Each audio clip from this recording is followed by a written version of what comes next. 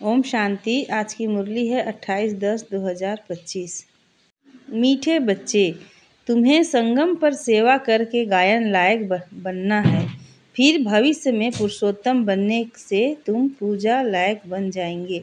आज का प्रश्न है, कौन सी बीमारी जड़ से समाप्त हो तब बाप की दिल पर चढ़ेंगे? उत्तर है, देह अभिमान की बीमारी। इस देह अभिमान के कारण सभी विकारों ने महारोग बनाया है। यह देह अभिमान समाप्त हो जाए तो तुम बाप की दिल पर चढ़ो।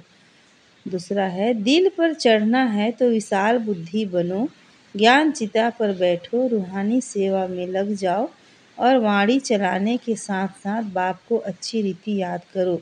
गीत है, जाग सजनिया जाग। ओम शांति। मीठे मीठे रूहानी बच्चों ने गीत सुना। रूहानी बाप ने इस साधारण पुराने तन द्वारा मुख से कहा। बाप कहते हैं, मुझे पुराने तन में पुरानी राजधानी में आना पड़ा। अभी यह रावण की राजधानी है। तन भी पराया है, क्योंकि इस शरीर में तो पहले से ही आत्मा है। मैं पराये तन में प्रवेश करता हूँ। अपना तन होता तो उसका नाम पड़ता, हमारा नाम बदलता नहीं। मुझे फिर भी कहते हैं शिव बाबा। गीत तो बच्चे रोज सुनते हैं। नवयुग अर्थात नई दुनिया सतयुग आया। अब किसको कहते हैं जागो? आत्माओं को, क्योंकि आत्माएं घोर अंधियारे में सोई पड़ी हैं, कुछ भी समझ नहीं, बाप को ही नहीं जानते। अब बाप जगाने आए हैं। अभी तुम बेहद के बाप को जानते हो, उनसे बेहद का सुख मिलना है। नए युग में सतयुग को नया कहा जाता है, कलयुग को पुराना युग कहेंगे। विद्वान पंडित आदि कोई भी नहीं जानते। कोई से भी पूछो नया युग फिर पुराना कैसे होता है, तो कोई भी बता नहीं सकेंगे। कहेंगे यह तो लाखों वर्ष की बात है। अभी तुम जानते हो हम नए युग से फिर पुराने युग में कैसे आए हैं, अर्थात स्वर्गवासी से नरकवासी कैसे बने हैं। मनुष्य तो कुछ भी नहीं जानते। जिनकी पूजा करते हैं उनकी बायोग्राफी को भी नहीं जानते। जैसे जगदम्बा की पूजा करते हैं, अब वह अम्बा कौन है जानते नहीं। अम्बा वास्तव में माताओं को कहा जाता है, परंतु पूजा तो एक की होनी चाहिए। शिव बाबा का भी एक ही अव्यभिचारी यादगार है। अम्बा भी एक है, परंतु जगत अम्बा को जानते नहीं। यह है जगत अम्बा और लक्ष्मी है जगत की महारानी। तुमको पता है कि जगत अम्बा कौन है और जगत महारानी कौन है? यह बातें कभी कोई जान न सके। लक्ष्मी को देवी और जगत अम्बा को ब्राह्मणी कहेंगे। ब्राह्मण संगम पर ही होते हैं। इस संगम युग को कोई नहीं जानते। प्रजापिता ब्रह्मा द्वारा नई पुरुषोत्तम सृष्टि रची जाती है। पुरुषोत्तम तुमको वहाँ देखने में आएंगे। इस समय तुम ब्राह्मण गायन लायक हो, सेवा कर रहे हो, फिर तुम पूजा लायक बनेंगे। ब्रह्मा को इतनी भुजाएं देते हैं तो अम्बा को भी क्यों नहीं देंगे? अनेक उनके भी तो सब बच्चे हैं ना। माँ बाप ही प्रजापिता बनते हैं। बच्चों को प्रजापिता नहीं कहेंगे। लक्ष्मी नारायण को कभी सतयुग में जगत पिता जगत माता नहीं कहेंगे। प्रजापिता का नाम बाला है। जगत पिता और जगत माता एक ही है, बाकी हैं उनके बच्चे। अजमेर में प्रजापिता ब्रह्मा के मंदिर में जाएंगे तो कहेंगे बाबा, क्योंकि है ही प्रजापिता। हद के पिताएं बच्चे पैदा करते हैं तो वह हद के प्रजापिता ठहरे। यह है बेहद का। शिव बाबा तो सब आत्माओं का बेहद का बाप है। यह भी तुम बच्चों को कॉन्ट्रास्ट लिखना है। जगत अम्बा सरस्वती है एक। नाम कितने रख दिए हैं, दुर्गा काली आदि।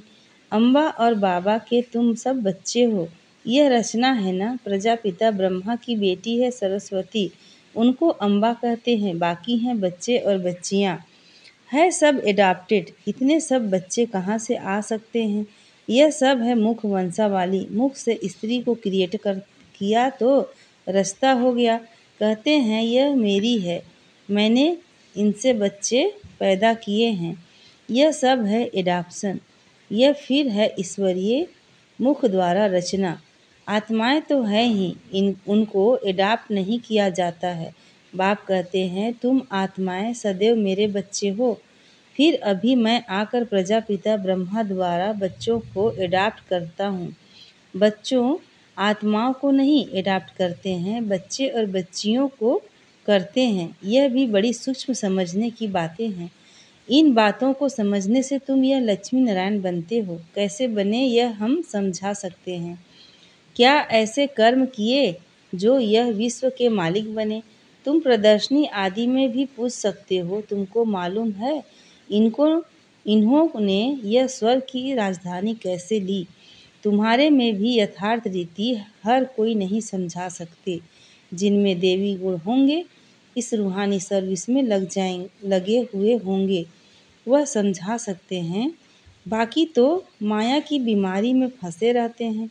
अनेक प्रकार के रोग हैं। देह अभिमान का भी रोग है। इन विकारों ने ही तुमको रोगी बनाया है। बाप कहते हैं मैं तुमको पवित्र देवता बनाता हूँ। तुम सर्वगुण संपन्न पवित्र थे, अभी पतित बन गए हो। बेहद का बाप ऐसे कहेंगे, इसमें निंदा की बात नहीं, यह समझाने की बात है। भारतवासियों को बेहद का बाप कहते हैं। मैं यहाँ भारत में आता हूँ। भारत की महिमा तो अपरंपार है। यहाँ आकर नरक को स्वर्ग बनाते हैं, सबको शांति देते हैं। तो ऐसे बाप की भी महिमा अपरंपार है, पारावार नहीं। जगत अम्बा और उनकी महिमा को कोई भी नहीं जानते। इनका भी कॉन्ट्रास्ट तुम बता सकते हो। यह जगत अम्बा की बायोग्राफी, यह लक्ष्मी की बायोग्राफी। वही जगत अम्बा फिर लक्ष्मी बनती है। फिर लक्ष्मी 184 जन्मों के बाद जगत अम्बा होगी। चित्र भी अलग अलग रखने चाहिए। दिखाते हैं लक्ष्मी को कलश मिला, परंतु लक्ष्मी फिर संगम पर कहाँ से आई। वह तो सतयुग में हुई है।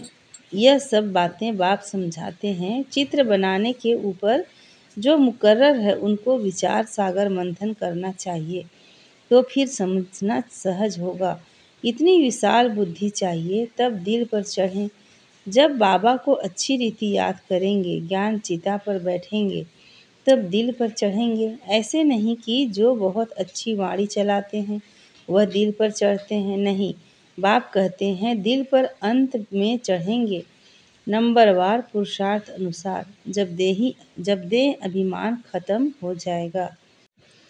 बाप ने समझाया है ब्रह्म ज्ञानी ब्रह्मा में लीन होने की मेहनत करते हैं, परंतु ऐसे कोई लीन हो नहीं सकता। बाकी मेहनत करते हैं, उत्तम पद पाते हैं। ऐसे ऐसे महात्मा बनते हैं जो उनको प्लेटिनियम में वजन करते हैं, क्योंकि ब्रह्मा में लीन होने की मेहनत तो करते हैं ना, तो मेहनत का भी फल मिलता है। बाकी मुक्ति, जीवन मुक्ति नहीं मिल सकती। तुम बच्चे जानते हो, अब यह पुरानी दुनिया गई की गई है ना। अब यह पुरानी दुनिया गई की गई। इतने बाम्स बनाए हैं, रखने के लिए थोड़े ही बनाए हैं। तुम जानते हो पुरानी दुनिया का विनाश के लिए यह बाम्स काम आएंगे। अनेक प्रकार के बाम्स हैं। बाप ज्ञान और योग सिखलाते हैं, फिर राज राजेश्वर डबल सिरताज देवी देवता बनेंगे। कौन सा ऊंच पद है। ब्राह्मण चोटी के ऊपर में चोटी सबसे ऊपर है।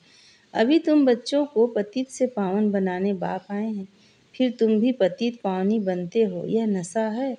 हम सबको पावन बनाए राज राजेश्वरी बना रहे हैं। नशा हो तो बहुत खुशी में रहें।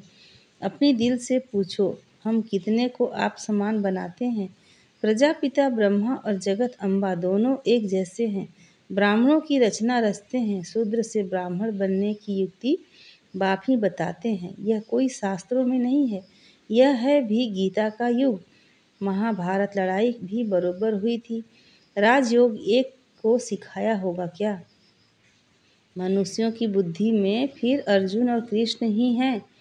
यहाँ तो ढेर पढ़ते हैं, बैठे भी देखो कैसे साधारण हो। छोटे बच्चे अल्फ बे पढ़ते हैं ना। तुम बैठे हो, तुमको भी अल्फ बे पढ़ा रहे हैं। अल्फ और बे यह है वर्षा। बाप कहते हैं मुझे याद करो तो तुम विश्व के मालिक बनेंगे।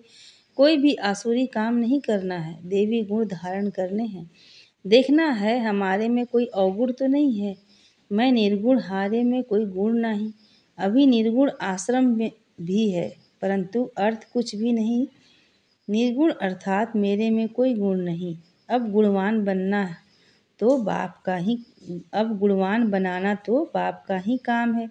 बाप के टाइटल की टोपी फिर अपने ऊपर रख दी है। बाप कितनी बातें समझाते हैं, डायरेक्शन भी देते हैं। जगत अम्बा और लक्ष्मी का कॉन्ट्रास्ट बनाओ। ब्रह्मा सरस्वती संगम के लक्ष्मी नारायण हैं। सतयुग के यह चित्र हैं समझाने के लिए। सरस्वती ब्रह्मा की बेटी, पढ़ते हैं मनुष्य से देवता बनने के लिए।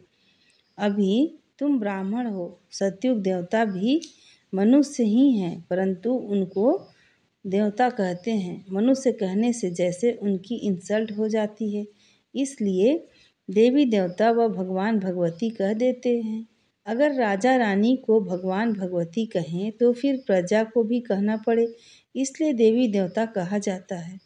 त्रिमूर्ति का चित्र भी है। सतयुग में इतने थोड़े मनुष्य, कलयुग में इतने बहुत मनुष्य हैं, वह कैसे समझाएं। इसके लिए फिर गोला भी जरूर चाहिए। प्रदर्शनी में इतने सबको बुलाते हैं, कस्टम कलेक्टर को तो कभी कोई ने निमंत्रण नहीं दिया, तो ऐसे ऐसे विचार चलाने पड़े। इसमें बड़ी विशाल बुद्धि चाहिए। बाप का तो रिगार्ड रखना चाहिए। हुसैन के घोड़े को कितना सजाते हैं, पटका कितना छोटा होता है, घोड़ा कितना बड़ा होता है। आत्मा भी कितनी छोटी बिंदी है, उनका श्रृंगार कितना बड़ा है। यह अकाल मूर्त का तख्त है ना। सर्वव्यापी की बात भी गीता से उठाई है। बाबा कहते हैं मैं आत्माओं को राजयोग सिखलाता हूँ। फिर सर्वव्यापी कैसे होंगे? बाप टीचर गुरु सर्वव्यापी कैसे होंगे? बाप कहते हैं मैं तो तुम्हारा बाप हूँ, फिर ज्ञान सागर हूँ। तुमको बेहद की हिस्ट्री ज्योग्राफी समझाने से बेहद का राज्य मिल जाएगा। देवी गुण भी धारण करने चाहिए। माया एकदम नाक से पकड़ लेती है, चलन गंदी हो पड़ती है। फिर लिखते हैं ऐसी ऐसी भूल हो गई, हमने काला मुंह कर लिया। यहाँ तो पवित्रता सिखाई जाती है। फिर अगर कोई गिरेंगे भी तो फिर उसमें बाप क्या कर सकते हैं। घर में कोई बच्चा गंदा हो पड़ता है, काला मुंह कर देता है, तो बाप कहते हैं तुम तो मर जाते तो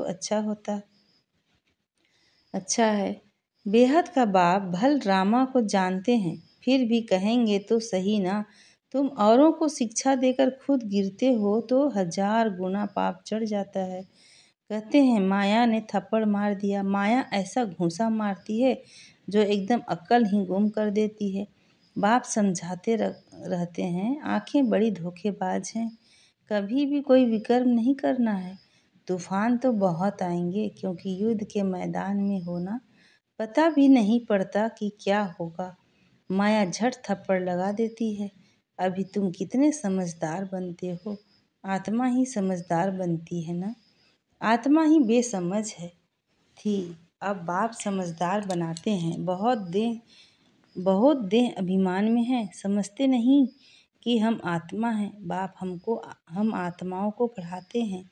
हम आत्मा इन कानों से सुन रही हैं। अब बाप कहते हैं कोई भी विकार की बात इन कानों से न सुनो। बाप तुम्हें विश्व का मालिक बनाते हैं। मंजिल बहुत बड़ी है। मौत जब नज़दीक आएगा तो फिर तुमको डर लगेगा। मनुष्यों को मरने के समय भी मित्र संबंधी आदि कहते हैं ना। भगवान को याद करो, या कोई अपने गुरु आदि को याद करेंगे। देहधारी को याद करना सिखलाते हैं। बाप तो कहते हैं माँ में कम याद करो। यह तो तुम बच्चों की ही बुद्धि में है। बाप फरमान करते हैं माँ में कम याद करो।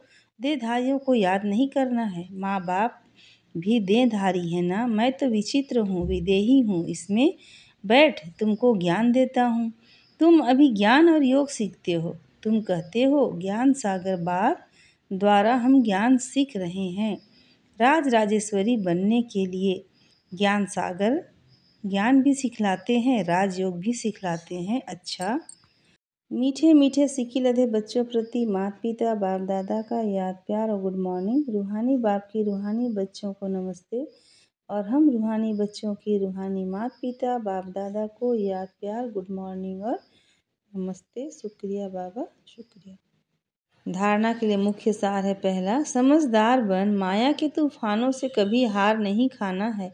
आंखें धोखा देती हैं, इसलिए अपनी संभाल करनी है। कोई भी विकारी बातें इन कानों से नहीं सुननी है। दूसरा है, अपने दिल से पूछना है कि हम कितनों को आप समान बनाते हैं। मास्टर पतित पावनी बन सबको पावन राज राजेश्वर बनाने की सेवा कर रहे हैं। हमारे में कोई अवगुण तो नहीं है, देवी गुण कहाँ तक धारण किए हैं। आज का वरदान है, हर संकल्प व कर्म को श्रेष्ठ और सफल बनाने वाले ज्ञान स्वरूप समझदार भव। हर संकल्प और कर्म को श्रेष्ठ और सफल बनाने वाले ज्ञान स्वरूप समझदार भव। जो ज्ञान स्वरूप समझदार बनकर कोई भी संकल्प व कर्म करते हैं वे सफलता मूर्त बनते हैं। इसी का यादगार भक्ति मार्ग में कार्य प्रारंभ करते समय स्वास्तिक निकालते हैं व गणेश को नमन करते हैं। यह स्वास्तिक स्वस्थिति में स्थित होने और गणेश नॉलेजफुल स्थिति का सूचक है। आप बच्चे जब स्वयं नॉलेजफुल बन हर संकल्प व कर्म करते हो तो सहज सफलता का अनुभव होता है। आज का स्लोगन है, ब्राह्मण जीवन की विशेषता है खुशी, इसलिए खुशी का दान करते चलो। ब्राह्मण जीवन की विशेषता है खुशी, इसलिए खुशी का दान करते चलो। अच्छा, ओम शांति।